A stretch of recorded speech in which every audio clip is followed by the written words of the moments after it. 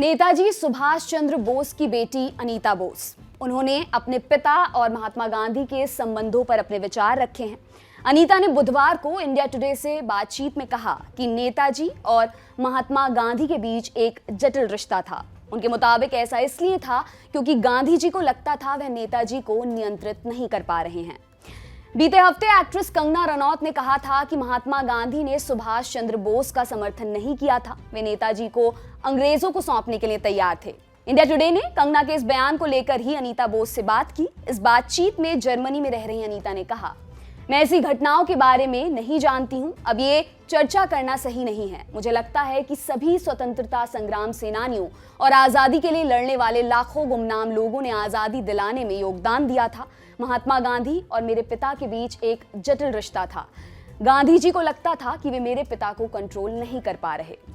अनीता बोस ने India today से बातचीत में यह भी बताया कि उनके पिता गांधी जी का बहुत सम्मान करते थे और उनके बड़े प्रशंसक थे। उन्होंने कहा, मैं यह भी महसूस करती हूँ कि मेरे पिता गांधी जी के बहुत बड़े प्रशंसक थे। वे हमेशा यह जानने को उत्सुक रहते थे कि उनके काम पर महात्मा गांधी की क्या प्रतिक्रिया आई है।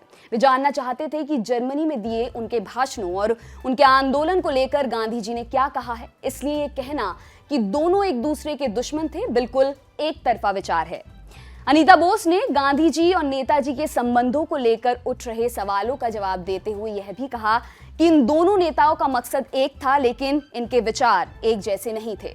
उन्होंने कहा, वे दोनों आजादी पाने के मकसद के लिए संघर्ष कर रहे थे, लेकिन दूसरी तरफ इसे हासिल करने के तरीके को लेकर दोनों एक दूसरे के विचारों से सहमत नहीं थे।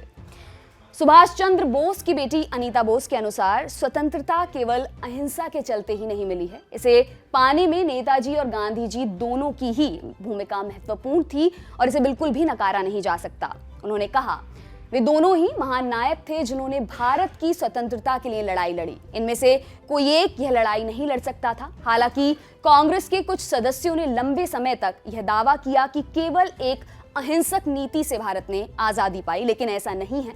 हम सभी जानते हैं कि नेताजी और INA की कार्रवाइयों ने भी भारत की आजादी में योगदान दिया था। हालांकि ये कहना भी नासमझी होगी कि सिर्फ नेताजी और उनकी आजाद हिंद फौज ने हमें आजादी दिलाई।